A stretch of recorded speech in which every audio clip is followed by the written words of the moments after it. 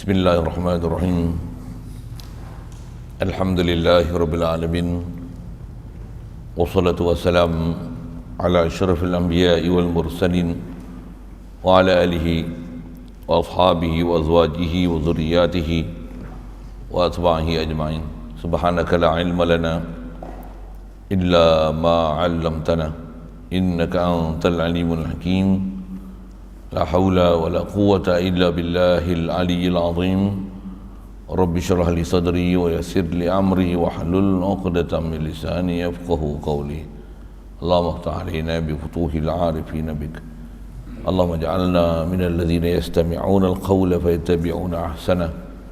Allahumma 'allimna mimma jahilna wa anfa'na bima 'allamtana wa zidna 'ilman nafi'an ya rabbal alamin. Rabbi a'udzu bika min hamazati syayatin wa a'udzu bika rabbi an yahdurun wa a'udzu nafsi billahil aliyyil azim. Bismillahi ma sya'allah la yasuqul khaira illa Allah. Bismillahi ma sya'allah la yasrifu su'a illa Allah. Bismillahi ma sya'allah ma kana min ni'matin fa min Allah. Bismillahi ma sya'allah la haula wa la quwwata illa billah. Wa ba'du. Qala Syekhul Musannif rahimahullahu ta'ala wa nafana bihi wa bi'ulumihi fid dharain amin. Dan ke-10-nya hayat, artinya wajib bagi Allah Ta'ala itu ada sifat hayat, artinya hidup, yang ia pada zat Allah Ta'ala, dan bukan hidupnya dengan ruh atau nyawa, dan mustahilnya mati. Bermula dalil wajib hidup Allah Ta'ala itu bahru alam, dan firman Allah Ta'ala wa tawakkal 'alal hayyil ladzi la yamut, artinya hendaklah kamu berserah atas Tuhan yang hidup yang tiada mati.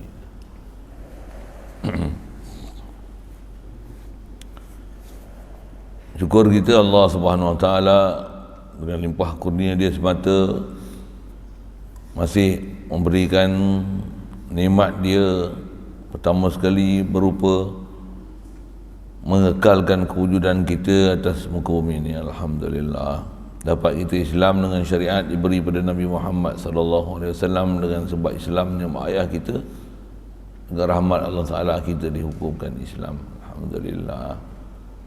Dia mudahkan lagi pada kita untuk taat, jauhkan kita pada maksiat. Alhamdulillah. Dia lupakan kita untuk belajar dan memahami perjalanan agama. Alhamdulillah. Dia berikan kita ada semangat istiqamah, ada mujahadah untuk terus nak cari jalan macam mana nak lawan dengan musuh agama yang ada pada diri kita dan ada di luaran. Musuh agama syaitan, iblis. Musuh agama nafsu. Musuh agama adalah dunia yang menghalang kita ingat Allah Ta'ala. Musuh agama juga kaum kerabat yang juga prinsipnya menghalang kita daripada ikut perintah Allah Ta'ala. Maksudnya pangkat, kebesaran, pengaruh, populariti, semua tu adalah mahasiswa Allah yang menggagalkan hubungan kita dengan Allah Ta'ala. Mudah Allah Ta'ala pelihara kita semua. Amin ya rabbal alamin. Syukur diberi kepada kita kelapangan masa, kesihatan tubuh badan bagi ini untuk meneruskan bacaan daripada kitab Aku Iman, insya-Allah. Kita dah masuk dan ke-10.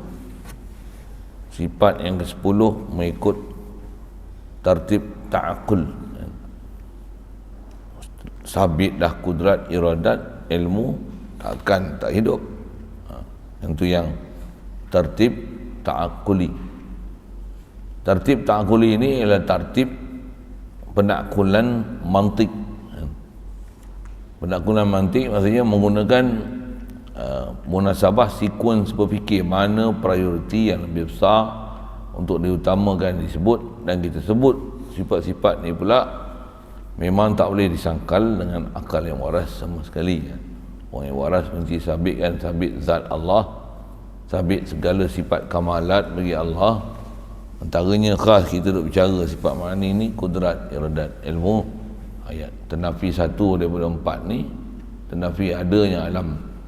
Ada alam ni mendalilkan sabitnya kudrat, iradat, ilmu, hayat pada Allah Ta'ala. Kerana munasabah ta'akulnya, empat ni kalau ternafi takkan ada apa sesuatu. Bahkan satu pun daripada empat menggagalkan wujudnya alam, sedangkan alam tu ada. Maka alam ni dalil adanya zat Allah, adanya zat Allah berserta dengan sifat Allah, dan sifat dia mesti kamil, khasnya teras empat ni, kudrat, iradat, ilmu, hayat, yang andai kata jika ternafi satu pun akan membatalkan ternafi satu pun membatalkan adanya alam ni. Sedangkan alam ni tu ada, kita sendiri adalah alam. Takkan kita ada, Allah yang menjadikan alam ni tiada. Tiada akal yang waras boleh menerima metodologi berfikir demikian. Sudah dipanggil penakkulan mantik. Penakkulan mantik. Ilmu ta'akul.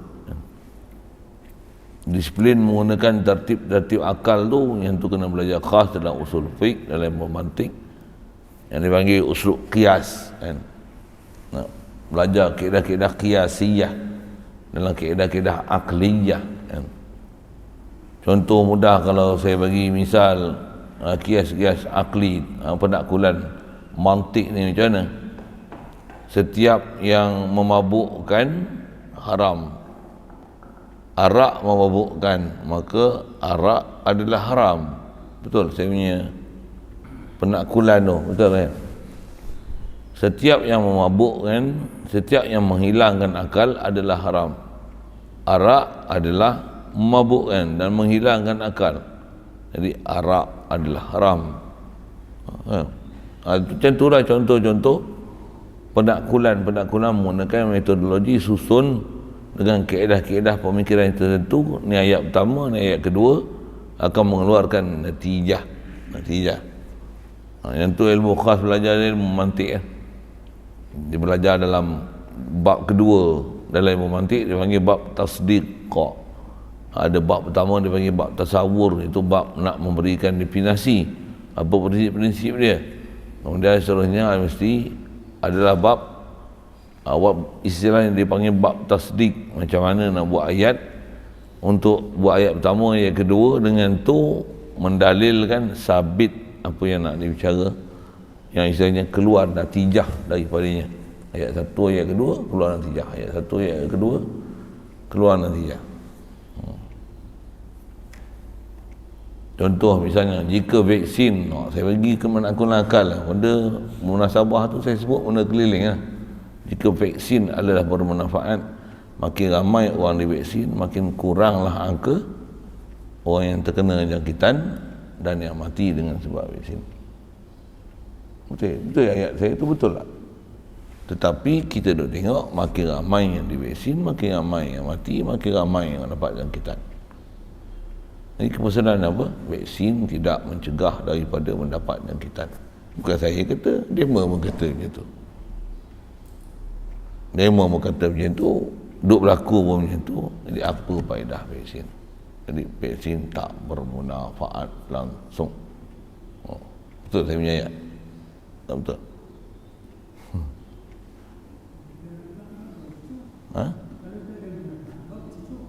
Dah demo beli, lagi expired. Mula. Yang tu yang banyak orang muskil tu. Dia kata jangan kata kita. Saya sebut kita tu, saya lah antaranya. Ramai sebenarnya, tapi oleh kerana dia dah jadi dasar pemerintah, walaupun tak bermanfaat, macam mana? Dia suruh cocok, tambah pula dia bagi undang-undang, dia kuat kuasa, dia paksa pula, contoh kan, ancam pula, lagi tak cocok hilang pencen. Orang bergelepar. Tak cocok tak boleh main masjid, tak cocok tak boleh pergi meniaga, tak cocok tak boleh rentas negeri, tak cocok, semua tak boleh, semua tak boleh. Jadi orang takut lah, orang takut. Jadi kaedah dia, jadi kalau faham tu, dia bukan nak menjaga kesihatan. Nak saya susun ayat lagi tu, saya kata kalau tak setuju, mai duduk sembang kan. Kita bagi hujah penakkulan mantik aja.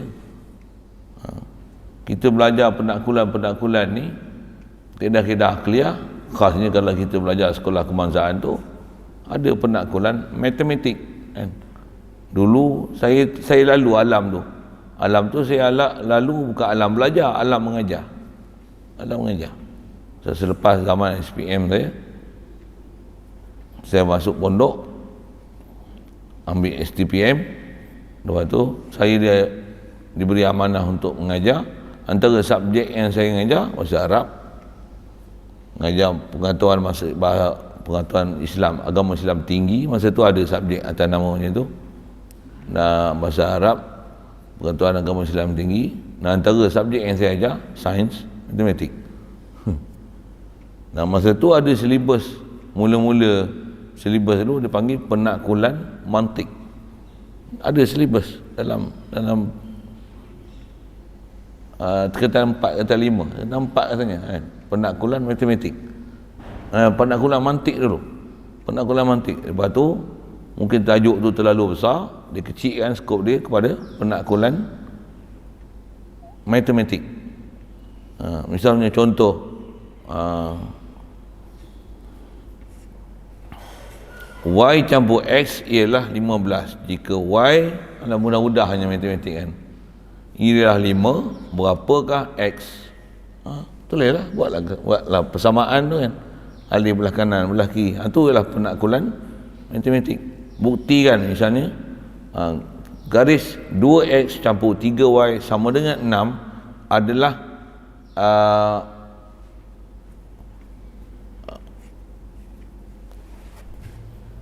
Allahumma salli wa sallim, adalah bersilang dengan garisan negatif 2Y misalnya,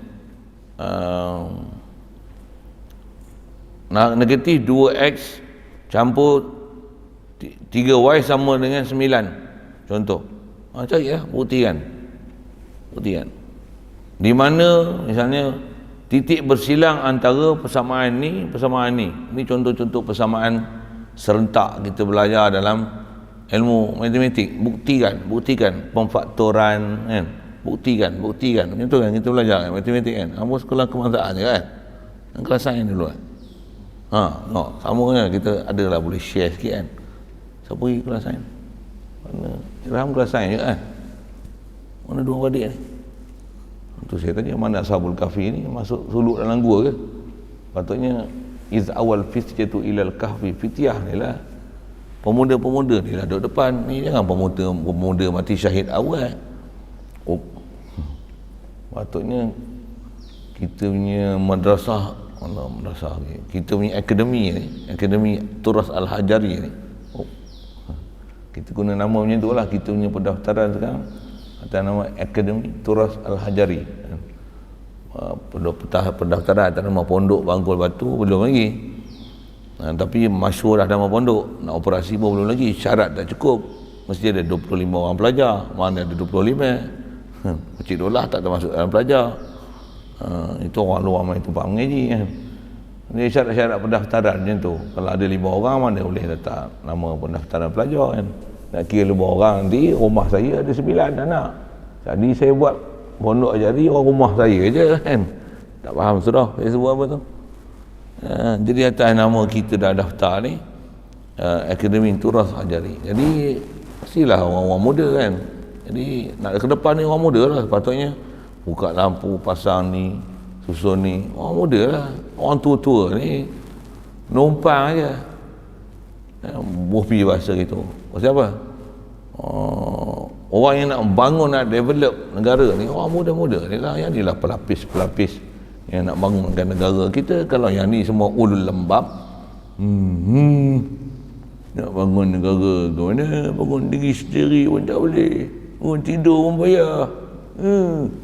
Saya sebut itu lah nak kata apa, kacik gigi lah kan. Gila nak percaya ya. Macam ni nak jadi pelapis harapan negara. Yang ni yang ngaji agama, yang duduk tempat Akademi Turas Hajari, yang betul-betul main nak mengaji. Macam ni yang muka nak harapan bangsa dan negara. Tambah mak ketum, tambah mak ganja, tambah yang tak sembahyang fardu tu. tambah duk mengadap game. Ni duk pondok orang main game gagah juga dah, ngaji juga agama. Apa gitu. Yang tak ngaji agama langsung tu, apa benda yang dia tahu dalam bab agama, macam ni nak memimpin negara. Ayat saya gitu lah. Dia penakkulan lah. Orang ngaji agama pun tak boleh nak diharapkan. Orang yang tak mengaji agama agak-agak boleh diharap. Tak terlentang terap begitu. Baik. Saya nak jawab penakkulan matematik, mantik. Memang ada subjek tu dalam sekolah kebangsaan.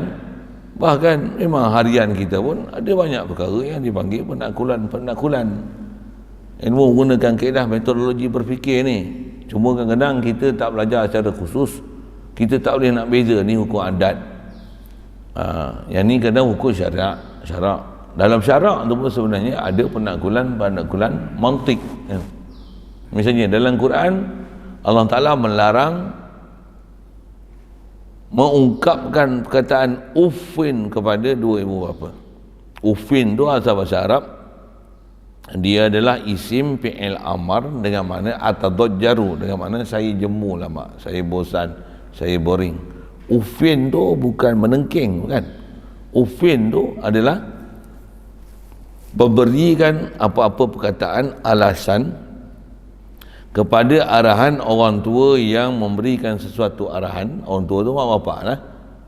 Antaranya perkataan uffin. Uffin tu dengan makna atadajjaru, maksudnya saya jemu, saya bosan, saya boring. Duk suruh saya je, suruhlah orang lain pula. Walaupun dengan masa lembut macam tu, nama dia anak derhaka. Jika mengungkapkan perkataan uffin pun adalah haram, sepaknya tumbuk, pukul. Uffin tu cakap dengan lemah lembut sekalipun. Saya letih lah mak, saya boring lah mak, duk suruh saya je sapu sampah. Untuk mak pula duk membibil aja kat saya. Cakap lembut-lembut ni, bukan kasar ni. Berdosa tak? Kalau macam tu berdosa. Kalau tengking, mak ni apa ni macam ni, berdosa tak? Maka lebihlah besar dosanya. Tu apa tu? Itulah penakkulan mantik. Dipanggil mafhumul fahwa. Dipanggil fahwal khitab. Dipanggil qiyasul aula, qiyas aulawiyah.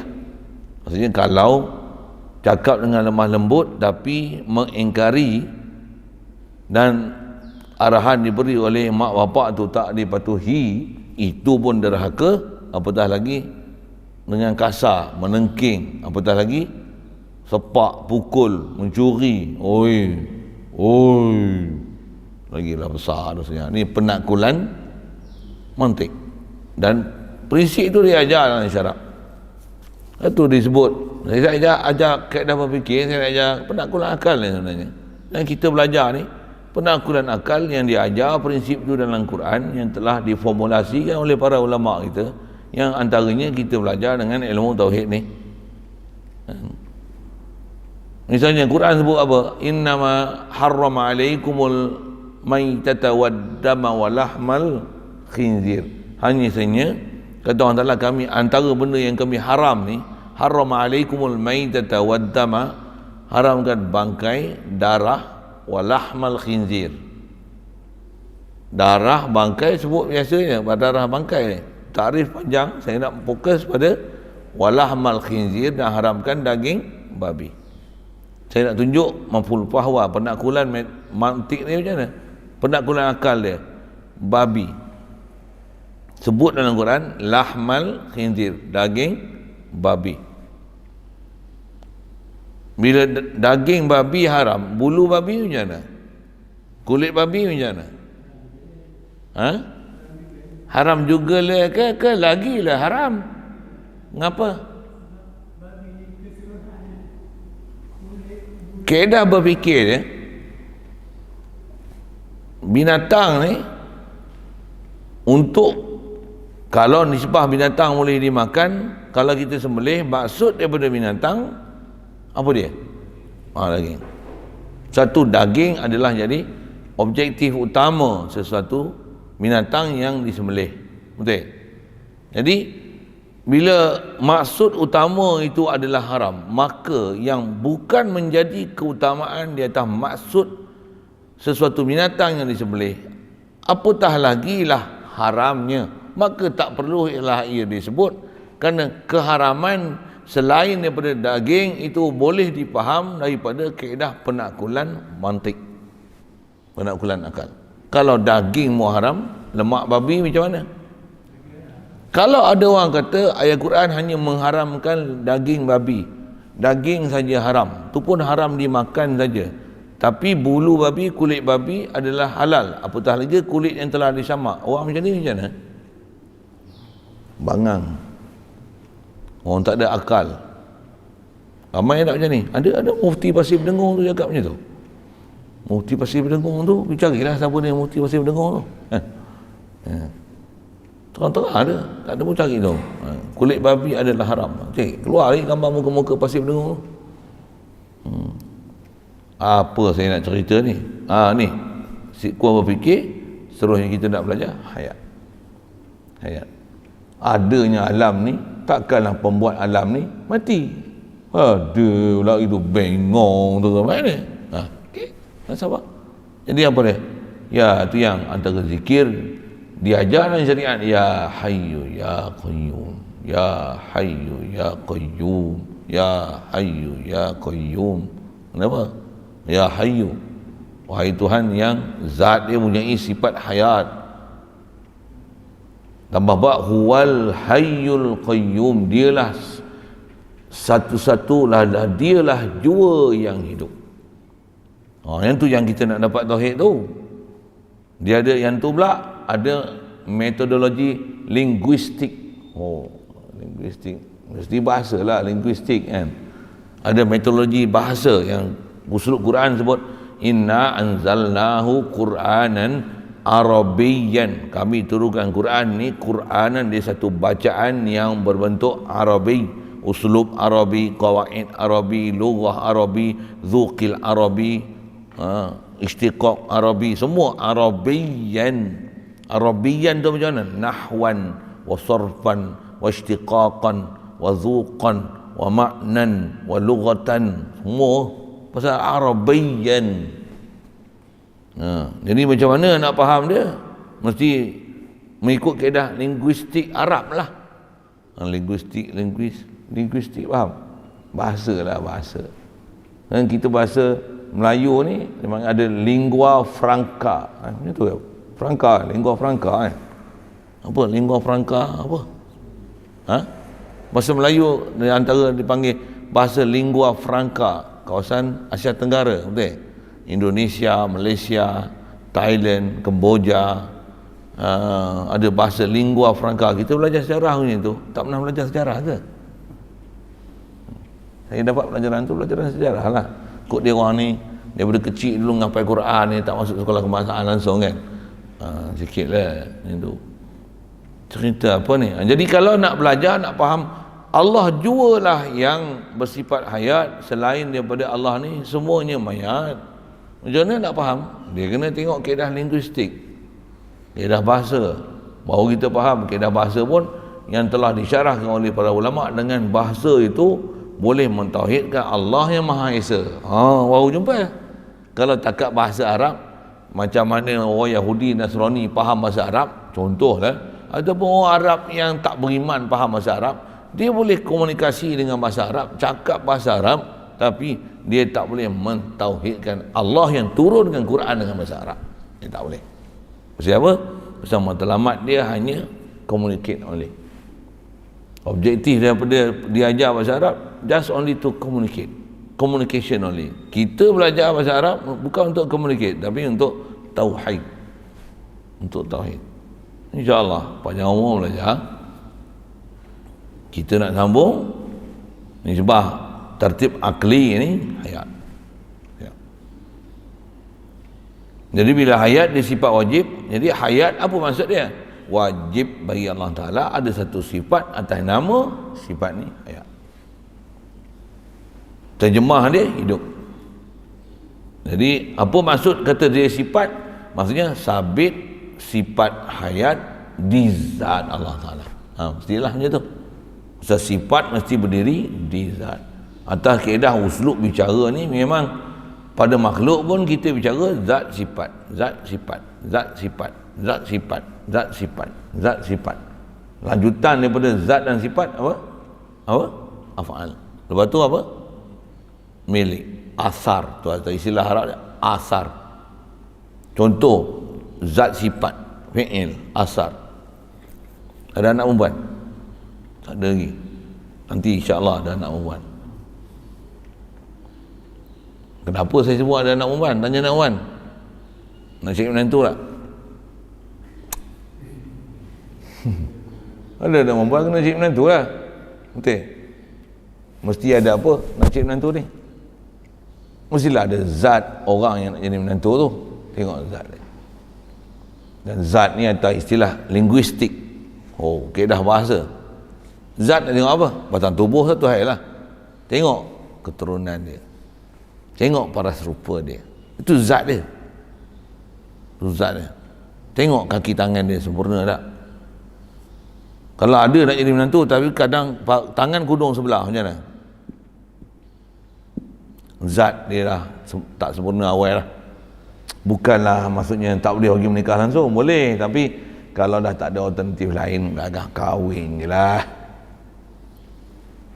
Tapi ciri utama tengok apa dulu? Tengok harta dia dulu. Oh, nanti dulu tengok apa? Zat dia. Lepas tengok zat, tengok apa? Tengok sifat dia. Kodek tak? Kodek tak? Boleh baca Quran tak? Buta huruf. Allah, ABC pun tak kena. Sifat. Buta tengok kerja pula. Kerja apa? Pasal apa ni? Nak cari menantu, nak jaga anak perempuan kita. Takkan lagi anak perempuan kita yang jaga menantu jantan. Yang buat spoil gitu. Boleh? Faham ke kan?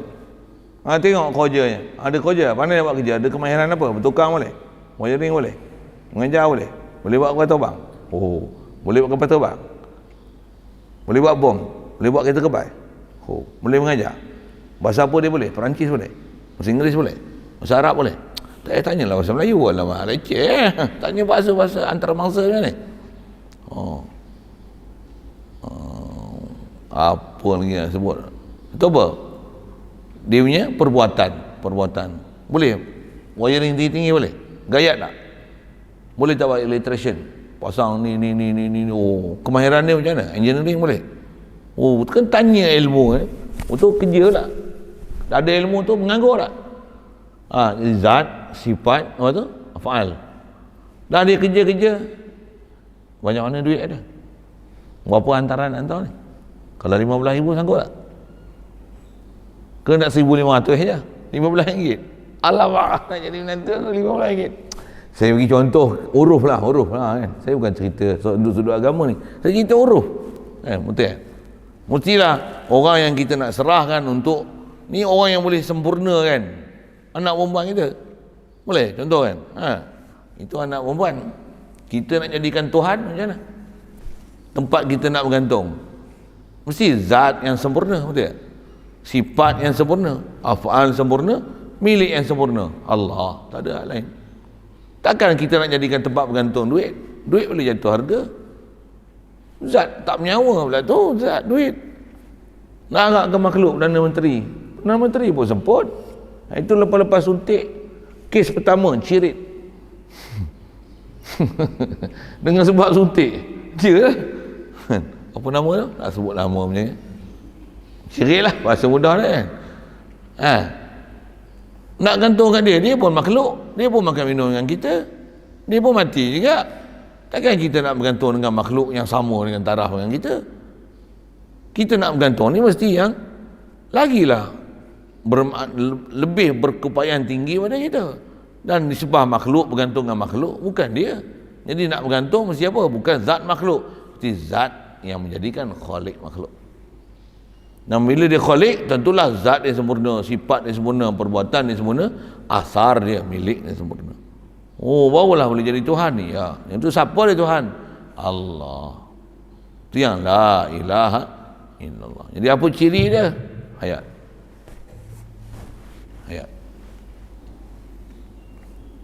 Ayat ni dah ke 10 dah. Yang awal dah bahas utama dah. Wujud, qidam, baqa, mukhalafah.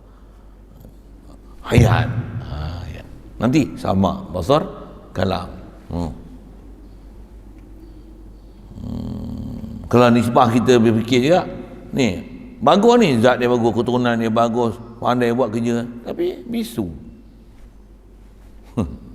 Duit banyak, juta-juta, tapi bisu. Macam mana? Syarikat banyak macam Speedmart tu, itu OKU. Macam mana?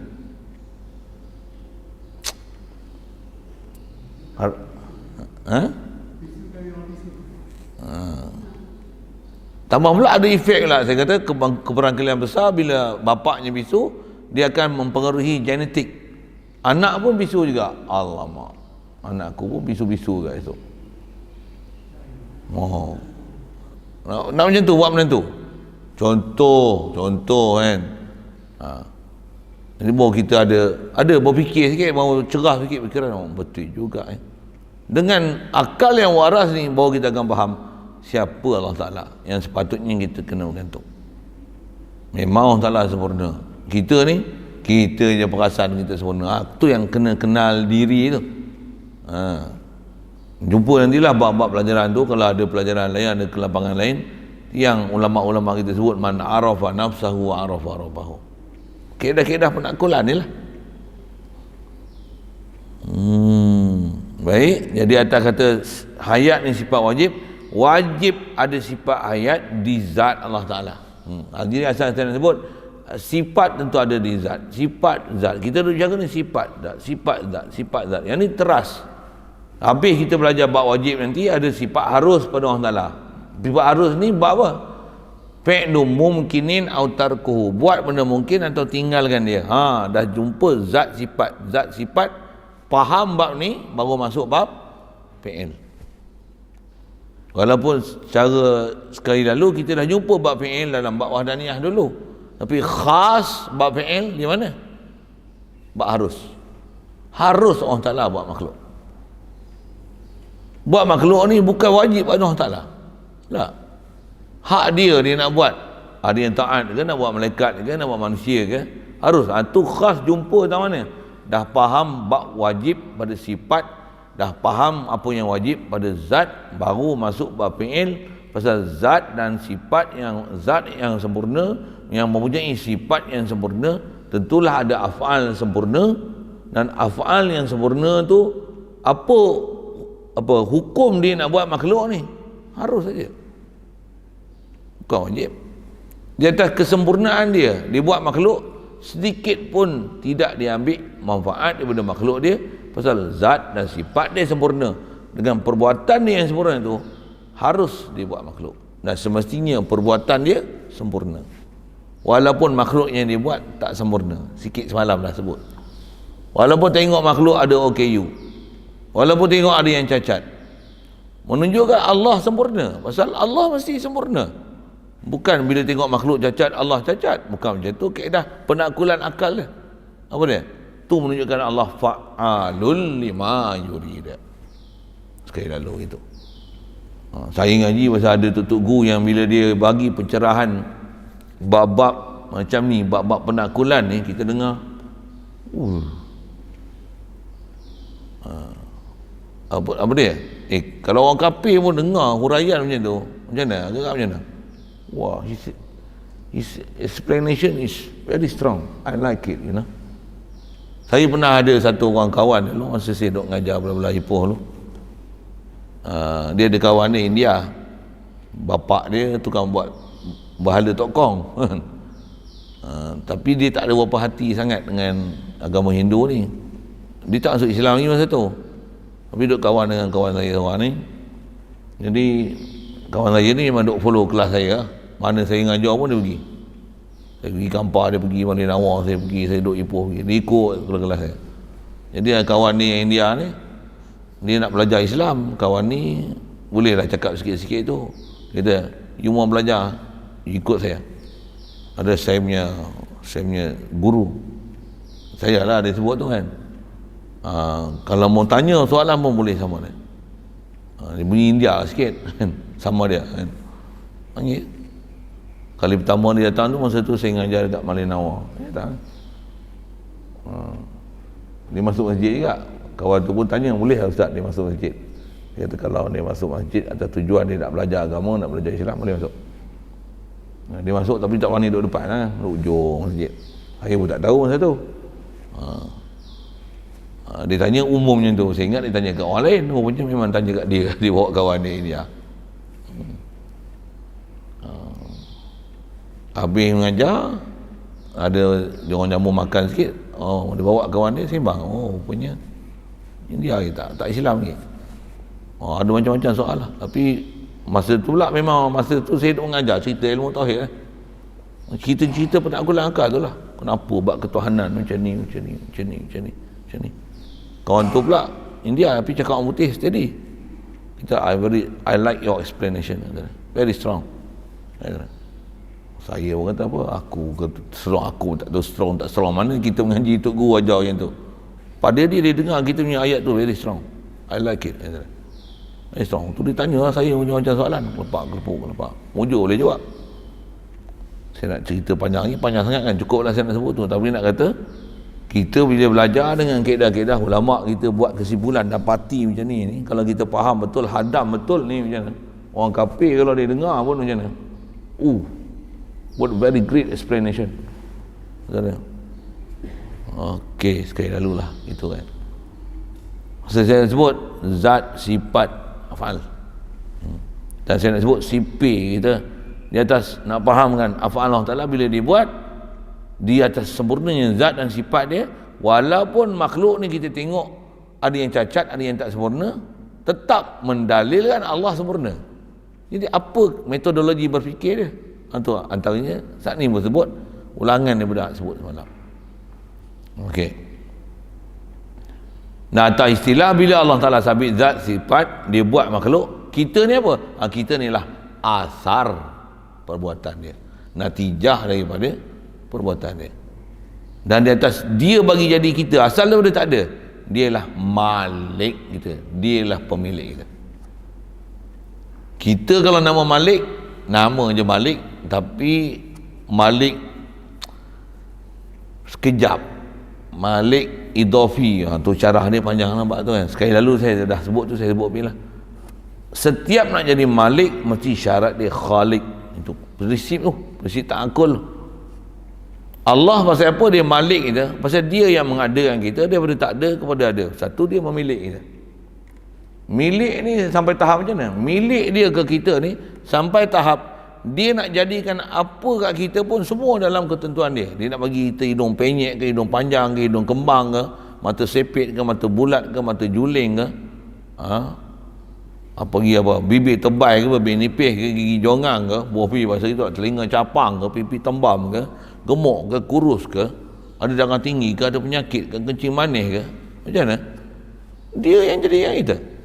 Kalau dia nak jadikan binatang lain, nak jadikan kambing, ada bulu ke, tak ada bulu ke, bulu diketam tumbuh balik ke, tak tumbuh bulu ke, dia makan rumput ke, makan orang ke, makan ayam ke, makan kambing ke, dia menelan ke, mengunyah ke, menggigit ke, mencengkam ke, bukan kita yang tentu. Allah yang buat zat dia dan segala sifat dan spesifikasi dia, semua daripada ketentuan Allah Ta'ala. Satu, Allah dia khalik dan dialah malik.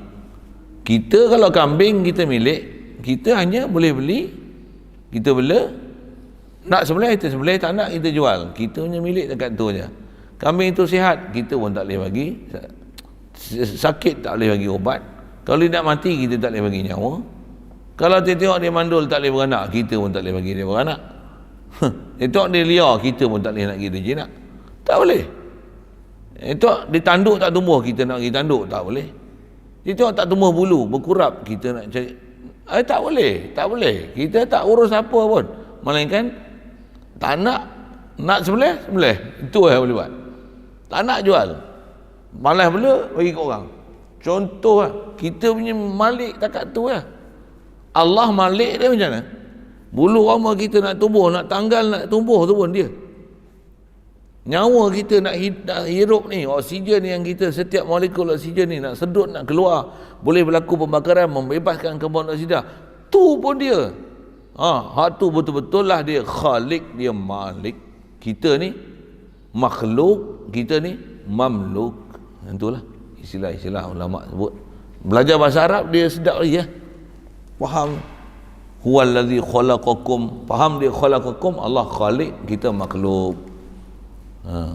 Lahu mulku samawati wal ard. Bila Allah Taala dia mulku, dia malik, kita mamluk. Yarzuqullahu man yasha. Bila yarzuqullah, Allah ar-razzaq, kita marzuk.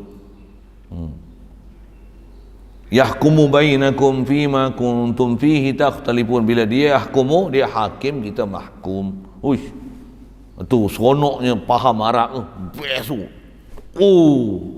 Tu saya dulu dengar ada guru cerita bahasa Arab ni macam mana, melompat saya. Tak boleh duduk. Aku tak duduk lah sekolah kebangsaan ni. Saya tak duduk lah. Memang tak duduk lah. Masa duduk belajar dulu pun, bila ada guru cerita bab-bab macam tu, saya kata, mana aku nak pergi belajar. Siapa dia ada orang ajar macam ni. Artinya bila ada guru macam tu, jumpa dengan dia, muzakarah dia, tanya dengan dia, ustaz boleh nak tanya sikit, ustaz duk cerita macam ni, saya kalau nak belajar saya nak pergi mana? Dia tanyalah saya. Memang saya rajin hadir kuliah dia tanyalah, awak umur berapa sekarang? Masa tu saya kata 4. Nak umur berapa sekarang? Dia kata umur saya 16. Kelas apa? Sekolah biasa je ustaz. Kelas apa? Kelas sastra? Tak, saya kelas sains. Cik. Dia dengan kelas sains tu. Bagus tu. Boleh baca Quran? Boleh. Ada hafal sikit? Masa tu saya dah hafal lah. Juzuk Ammar pun hafal lah. Tabarakah pun hafal lah. Dan bila dia sebut itu, di antara guru tasmik saya lah. Saya tasmik Quran dengan dia. Dia memang ada kelas. Masa tu saya duduk Petaling. Dia jadi imam seksyen 14 Petaling Jaya. Hari Senin naik Khamis saya pergi. Masa ada kuliah dia Khamis. Buat apa? Naik basikal. Bukan hulu main sini. Saya duduk Petaling, Jalan Kelang Lama, naik basikal, lalu Jalan Templer, Jalan Osman, Jalan Bukit Gasing apa tu, pergi PJ seksyen 14 Masjid Bulat. Nama dia. Kalau orang duduk area tu, kalau dengar kuliah saya, kata dia, oh ustaz ni, memang aku duduk situ, aku tahulah. Naik basikal, ayo. Sekolah pagi petang, lepas asar, ayo basikal. 2 orang dengan kawan saya. Buat apa? Pergi tasmik Quran. Lepas maghrib dia ada kuliah, lepas isyak dia ada buat kelas tasmik. Pergi Quran. Dia tunjuk kata dia, antara nak pergi belajar, pergi. Dia bukan Datuk, tu saya pergi bukan Datuk tu. Mula-mula pergi bukan Datuk. Saya nak cerita apa? Bila ada guru hurai ni macam mana? Saya tak boleh duduk lah sekolah kebangsaan. Tambah pula sekolah kebangsaan, macam-macam sistem pening kita tengok. Pakai seluar pendek. Ada kesenaman pakai seluar pendek. Masa zaman saya senaman tak boleh pakai seluar panjang lagi. Saya yang lawan pakai seluar panjang. Betul cikgu kan? Betul. Cikgu seluar pendek lagi apa saya duduk. Saya sekolah menengah dulu, tingkatan 1 seluar pendek ni. Benin sekolah panjang. Dia buat ni sekolah panjang lah. Sekolah rendah sekolah panjang ni mah. Ya, apa-apa kau ni sekolah rendah lu, sekolah pendek tu tak? Darjah 6 sekolah pendek lagi. Tingkatan 1 sekolah pendek lagi.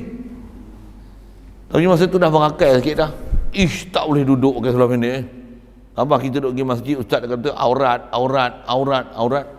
Selama pendidikan jasa mana pakai seluar pendek. Jangan kata lelaki, perempuan pun pendidikan jasa mana pakai seluar pendek. Betul kan? Betul. Seluar pendek. Bila kita belajar sikit, kita pakai seluar panjang, kita pakai tracksuit. Yang perempuan, masa tu lah baru terhigih pakai tracksuit, baru orang perempuan nak bertudung. Zaman saya tu, tahun berapa tu? Tahun 80-an lah. Tahun 80-an lah. 81, 82, zaman saya sekolah menengah tu lah. Apa saya cerita ni? Itu masa tingkatan 1. Bila dia berakai tu yang duduk sekolah, jadi pengurusi Persatuan Agama Islam. Saya lah. Pasal mulut lesya lah macam ni, mulut lesya macam ni.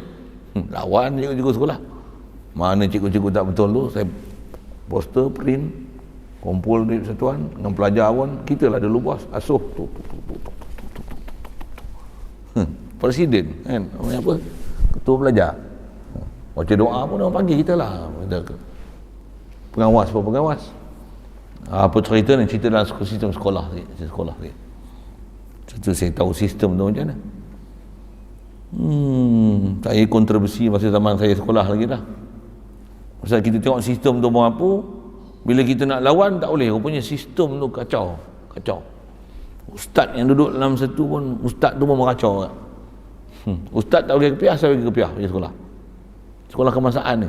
Saya cerita hai saya sikit lah. Pasal nak cerita kenapa saya boleh ditukar saya punya option. Saya pilih masuk di sekolah agama, masuk pondok tu. Sampai sekarang masuk pondok. Saya tengok sistem tu pening lah. Bila kita mengaji dengar ustaz tu ceramah cerita agama macam ni, saya pergi kepiah. Mula saya pergi kepiah dulu, pergi sekolah kopiah hijau kait. Belilah mak mengait tapi dia tak dan. Allah kepiah hijau saya pakai. Sampai kena tegur pakai kepiah putih.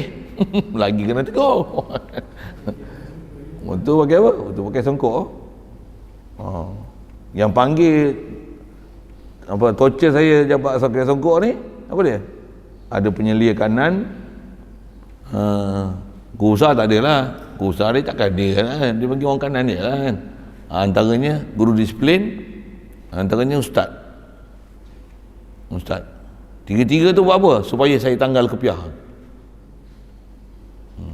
Saya kalau guru disiplin penolong kanan saya tak heran sangat, tapi ustaz suruh tanggal kepiah ni saya muskil sikit. Panggil balik, cakap 2 orang 4 mata dengan dia. Pasal guru disiplin suruh saya berjawab, guru penyelia ni pun saya berjawab, penolong kanan pun jawab. Dia bagi ustaz lah, tengok saya berjawab lah. Saya berjawab, ustaz tu tak kepiah, saya kepiah. Ni anda nak dengar, nak kelahi mantiki dia. Ya. Pasal tu guru dah ajar lah. Kita dah belajar lah kaedah mantiki ni.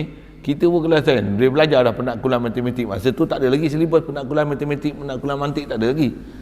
Belajar. Tapi ilmu matematik, ilmu penaklukan akal ada dah kan. Ya. Kata awak ni kata dia memang awak lain sikit pada orang, kata dia. Orang lain semua tak kira, awak tak boleh kepiah. Kata dia. Boleh cerita sikit tak kenapa pergi kepiah? Kata kepiah ni syiar ustaz. Takkan ustaz tak tahu? Ustaz. Saya kata saya punya mulut macam tu lah. Kepiah agama Islam ni antaranya kepiah. Bengali pun pakai serban. Tapi yang ni peraturan sekolah, awak kena ikut peraturan sekolah. Kata ustaz, kata sepatutnya yang pakai kepiah ni bukan saya, ustaz yang pakai kepiah, bukan saya. Saya punya cakap kasar, ayat-ayat saya kasar macam tu kan. Kasar-kasar pun kita kerti lah masa tu duduk sekolah kemasaan, belajar duduk pekan kan, dia bahasa sikit, dia ada lemah lembut lah sikit kan, tak adalah duduk macam hulu biarak ni kan. Apa saya nak cerita, cakap tu lah, sepatutnya ustaz yang bagi kepiah. Ni saya bagi kepiah, ustaz tegur saya supaya saya tanggal kepiah. Melanggar dia. Tapi yang ni peraturan sekolah. Peraturan pun, kalau peraturan tu selagi tak bercanggah dengan agama Islam, salah tak saya buat ustaz? Tak boleh kata apa ustaz tu. Dia tak boleh kata apa. Dia kata, betul lah, saya pun mengakui lah memang benda tu baik, tapi kita duduk dalam sistem macam ni. Tapi kalau nak awak duduk macam ni, Kursa pun dah bagi panduan, kata kalau nak awak pakai songkok lah. Dan songkok hitam. Kata, pakai songkok lah.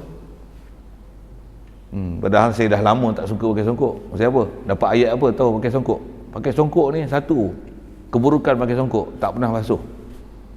Kalau ada tak cicak pun pegang songkok tu, macam mana? Kalau ni songkok, macam mana? Kalau basuh jadi kucing kurap. Try basuh tengok songkok. Songkok yang baldu tu. Dah lah buat dia punya foundation dia pakai kotas betul ke? Dulu kotas duduk dalam tu. Jadi kalau kena detek cicak nanti letak pula lebih kurang campak gitu je. Sembayang pakai tu. Tak sah sembayang. Saya selepas kena ayat macam tu, saya tak pakai dah songkok. Habis dia suruh pakai songkok ni. Pasal tak boleh pakai. Dia kata tak boleh, sistem sekolah yang ni bukan sekolah agama.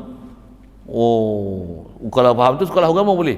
Tengok sekolah agama orang tak pakai songkok. Pakai apa? Pakai tie. Saya nak cerita apa ni? Penaklukan. Saya nak cerita penaklukan. Sepatutnya macam mana? Sepatutnya sekolah agama, ciri agama. Bukan pakai songkok, pakai jubah. Ini pergi pejabat agama apa macam pergi pejabat tanah. Seorang pun tak kena kepiah. Contohlah pejabat agama mana tak tahulah kan. Saya ajar apa ni? Penakkulan. Hayat.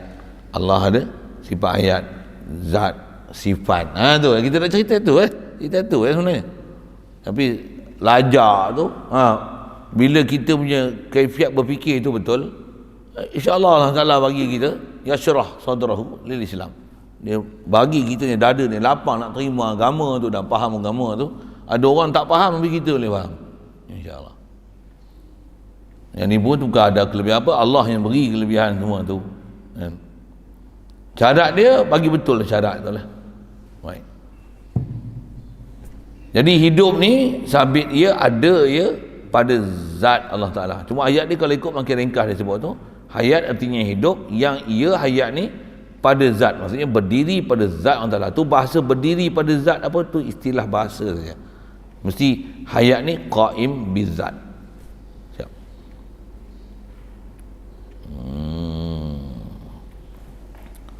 Nah, hidup Allah Ta'ala bukan hidupnya dengan roh atau nyawa. Subhanallah. Sekaligus menolak dan menjangkal pahaman-pahaman yang macam pahaman Wahabi tu. Dia kata Allah ada muka-muka yang layak. Jadi kalau Allah Ta'ala hidup dengan roh yang layak, tak ada pasal. Subhanallah. Pasal membahasakan muka, tangan, itu ada ayat mutasyabih, ada prinsip kita belajar sebut dah. Sekalipun disebut Allah Ta'ala hidup dengan roh yang layak dengan Allah Ta'ala, tak pasal. Salah. Hidup dengan roh, subhanallah. Allah Ta'ala walaupun dia hidup, roh ni makhluk Allah jadikan makhluk, dia hidup dengan roh. Allah Ta'ala tak dibahasakan roh pada dia. Subhanallah, subhanallah, subhanallah, subhanallah. Kalau Kristian memang dia panggil Tuhan ni, dia panggil Ruh Kudus. Subhanallah. Allah Ta'ala bukan roh. Kan? Jadi mustahil Allah Ta'ala hidup sama ada hidup dengan roh atau hidup dengan nyawa. Subhanallah. Siapa? Tapi Allah zat dia sabit hayat. Tapi hayat dia bukan dengan roh. Dia melihat bukan dengan mata. Dia mendengar bukan dengan telinga. Our God, He can see without eyes. He can hear without ears. He can talk without mouth.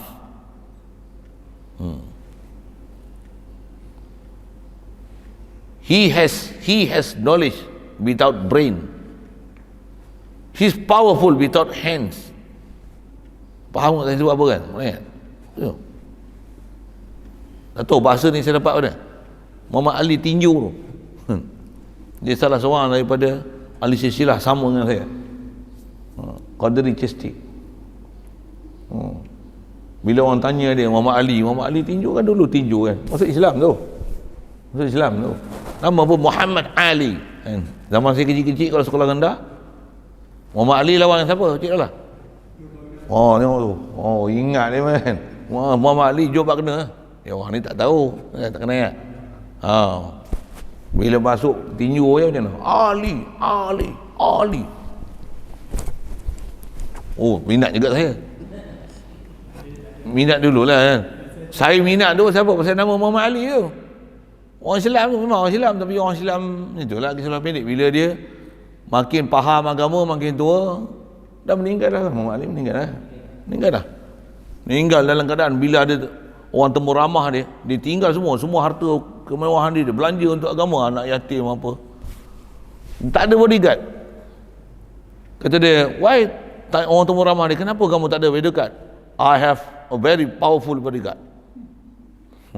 He can see without eyes. He can hear without. Tu saya dapat tu bahasa tu. Saya kata kemas dia cakap ni. Rupanya satu jalan rupanya dengan saya. Adalah satu keruan kan.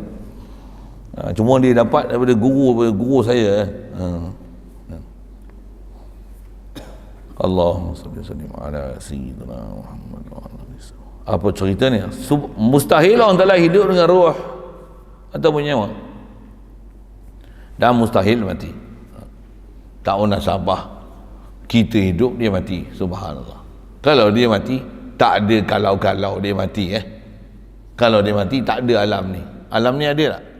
Ada. Tak ada kalau mati, tak ada kalau mati. Mustahil mati. Kita kalau mati, kita ada kalau-kalau mati. Dan memang kita asal mati. Di atas kita belajar tauhid, untuk guru kita doa ajar apa dia? Kita kena sedar yang kita ni hidup ni Allah yang hidupkan kita. Kalau dia tak hidupkan kita, kita mati. Tu tauhid tu. Tu tauhid tu. Sentiasa kena sedar. Apa? Ungka ana merah hayat, ungka jana merah mayat. Urdu sikit kan. Ungka ana merah hayat. Engkau datang, kau beri kat aku, ya Allah, nyawa macam mana? Merah hayat, aku hidup. Ada hidup kat aku. Ungka jana, kau pergi, maksudnya kau tinggalkan aku, kau ambil nyawa aku, macam mana? Merah mayat, aku mati. Sedap mana Urdu bahasa dia. Tambah di bahasa tu, bahasa sastra tu. Dia apa? Ungka ana merah mayat, ungka jana merah mayat. Betul saya sebut. Ungka ana merah hayat, ungka jana merah mayat. Hajku jana. Apa dia? Pergi haji. Jana pergi haji. Jan karaha he. Apa cerita ni? Cerita belajar fi'il madhi, fi'il mudhari', bahasa Arab, bahasa Urdu. Belajar sikit-sikit, pandai ingat. Tak ada nak belajar pandai, Covid. Tak ada nak pergi ya. Kat sini tak ada nak jumpa baik-baik yang pandai Urdu tu. Ajar pun dia tak bersungguh nak ajar lah, tak ada masa sama dengan kita. Saya duduk jelas tu pasal sedap bahasa Urdu, best tu. Apa tak cerita ni, mustahil mati. Sekejap, nak cerita Urdu punya bahasa tu sikit. Memang kita ni mati ke? Memang kita ni asal mati, Allah yang bagi hidup kita.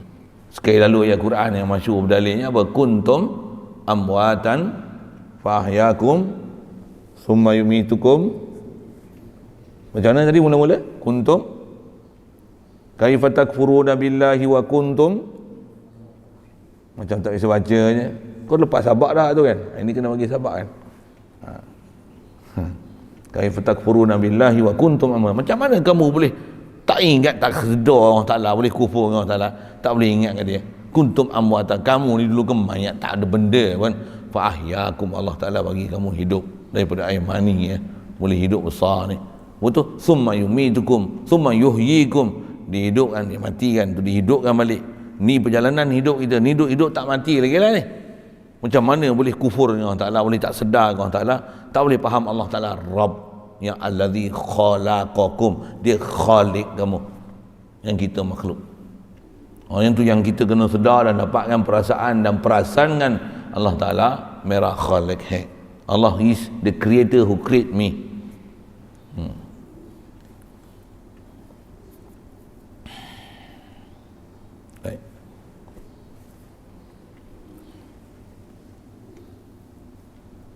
Bermula dalil wajib hidup Allah Ta'ala itu baru alam. Baru alam ni sampai 13 tu baru alam lah bahasa ni. Dengan bahasa mudah apa?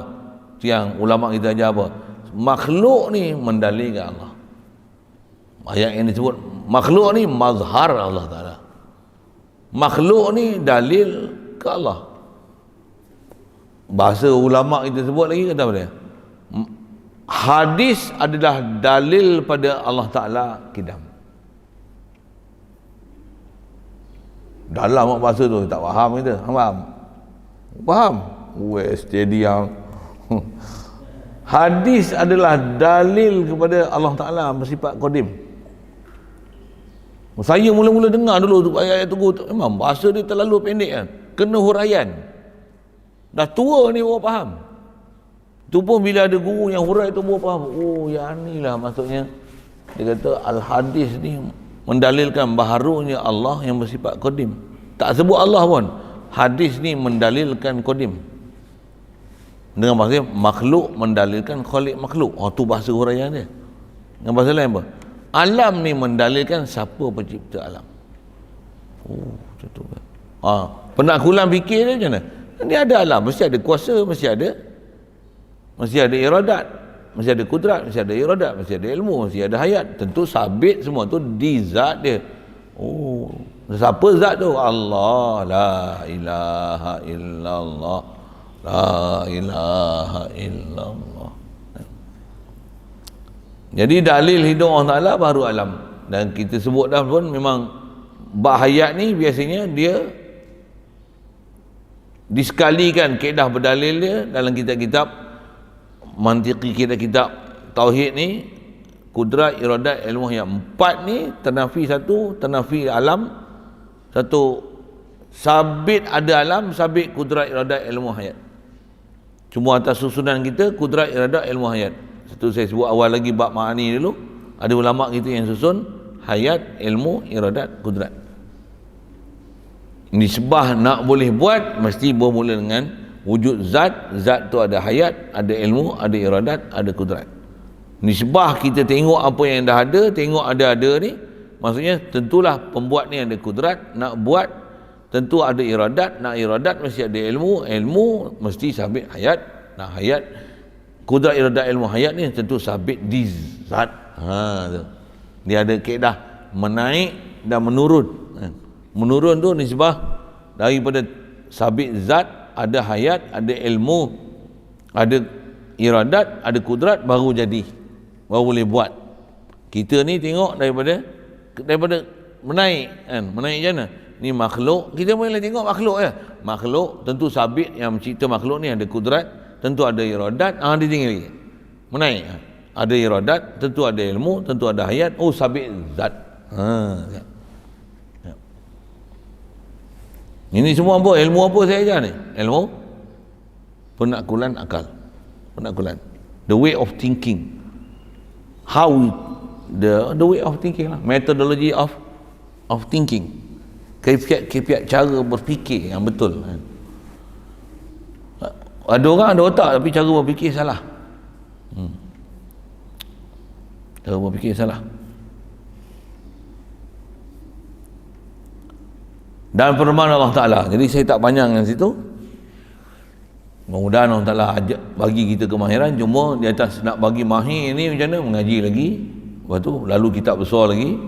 Lagi apa? Antaranya kena ada banyak latihan zikir dengan hadirkan apa yang kita dapat. Rajin pula zikir dan fikir, zikir dan fikir, zikir dan fikir dengan hati hadir. Sebab tu Allah Ta'ala lapangkan dada kita, insyaAllah.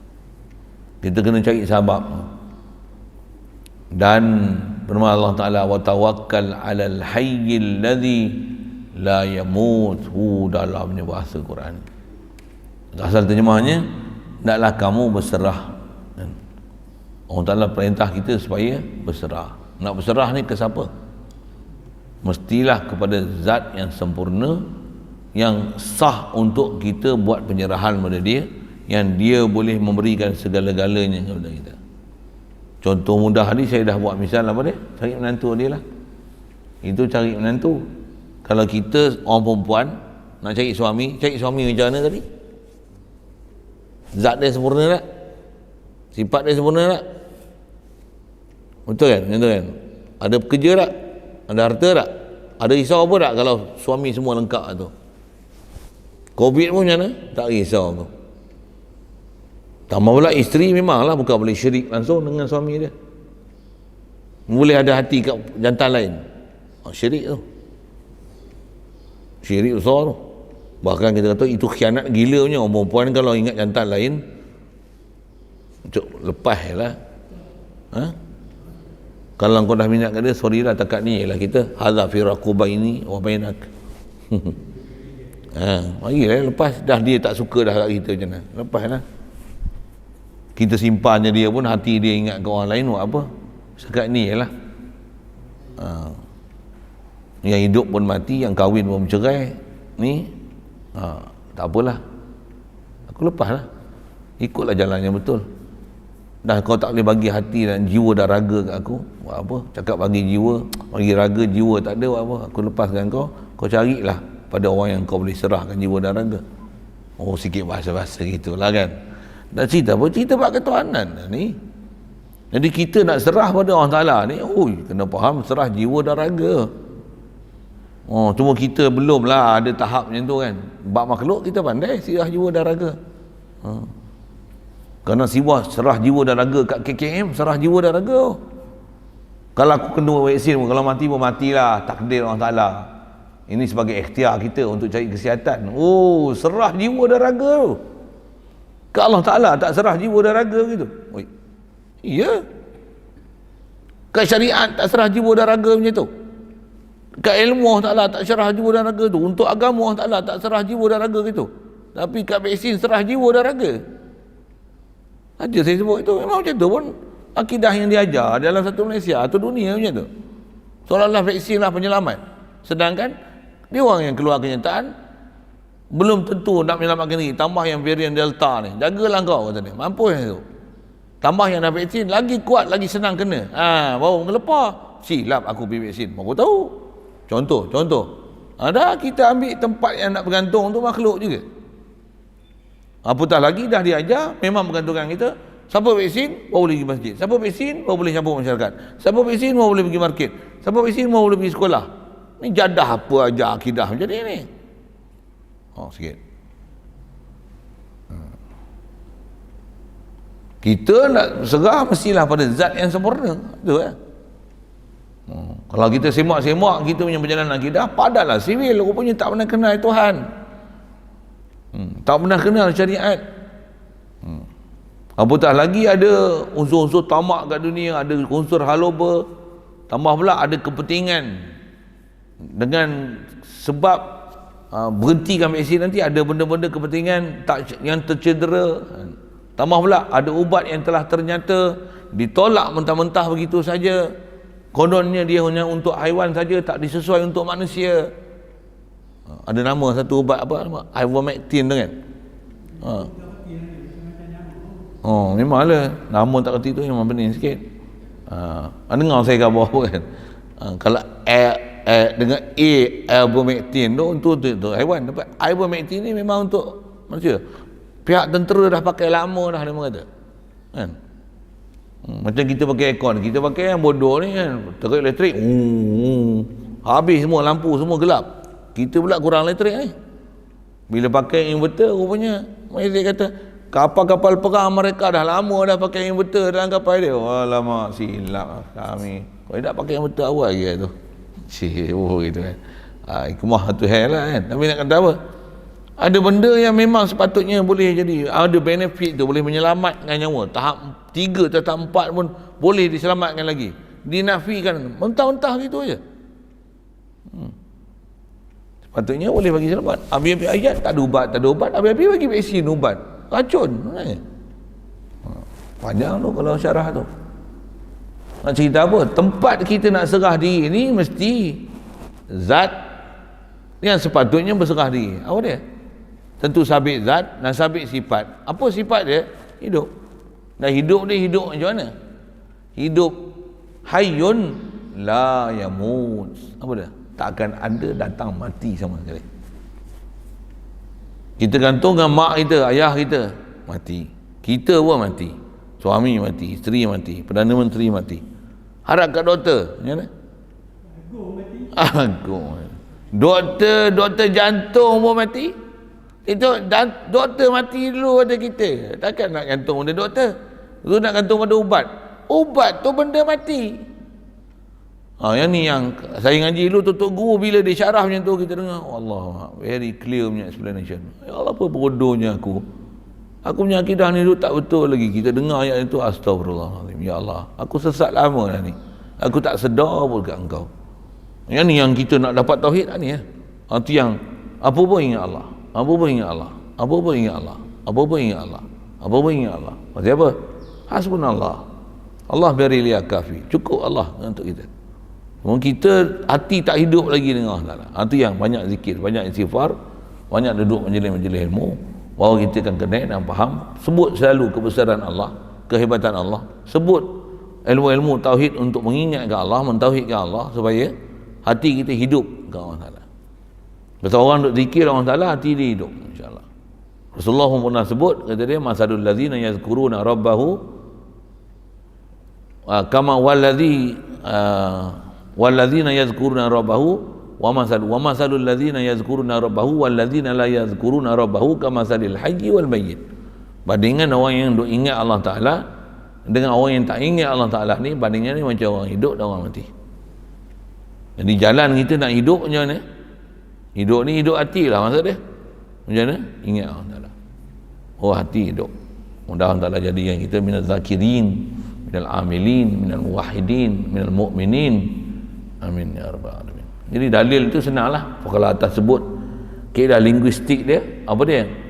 Wa tawakkal alal hayyi. Hayyi tu, al hayy. Hayyi ni pada fi'il madhi dia hayya ataupun hayya.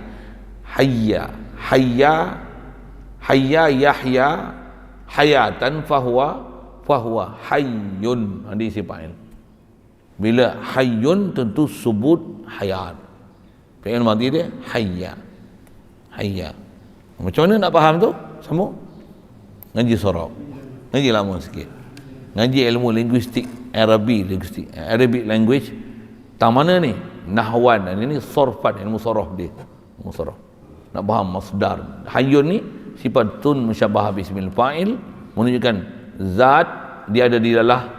Hayyun ni sabit zat Allah, dan hayyun nak menunjukkan subut hayat di zat. Hayat sabit di zat. Zat tu zatun hayyun, zat yang hidup. Bila Allah wa tawakkal alal hayyi, maksudnya ala zat allazi lahu hayat. Itu maksudnya. Itu kaedah-kaedah nak memaham bahasa Arab. Yang itulah kaedah memaham dalil naqal Quran.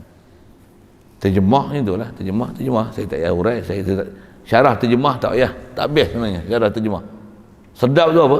Dengan perkataan Arab tu kita faham apa dia punya sains daripada language yang ada pada words hayy tu. Macam mana nak dapat kebolehan tu?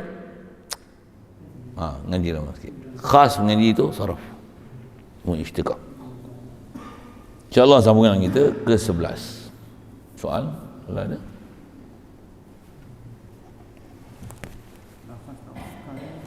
Lafaz?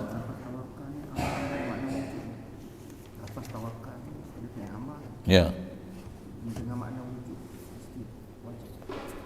Oh, perintah tu, adakah perintah tu perintah mana wajib? Ya, dua wajib situ, wajib syar'i ada, wajib akli ada situ. Ya, wa tawakkal alal hayy. Asal terjemah tu, perintah tu bertawakallah kamu pada Tuhan yang bersifat hidup, kan? Nak bertawakal ni mestilah pada zat yang hidup, yang la yamut. Faham tu apa? Jangan bertawakal pada zat yang hidup yang ada mati. Itu kata huraian ayat tu dalam tu, dia mesti tawakal alal hayy yang la yamut. Kita buah pi atas nama zahir nampak hayy, tapi hayyul ladzi yamut. Kita benda hidup yang boleh mati. Allah hayyun la yamut, hayyun yang tak yamut sama sekali. Jadi perintah tawakal tu, perintah disebah syarak suruh tawakal kepada Allah Ta'ala, satu wajib. Ya. Bahkan perintah akli pun, akal pun akan menerima apa? Memang tak munasabah untuk kita ada penyerahan diri kepada zat yang mati. Sama ada memang dia benda mati, ataupun dia benda yang boleh ada kematian akan mendatang oleh dia. Yang tu pun sebenarnya bukan tempat berserah.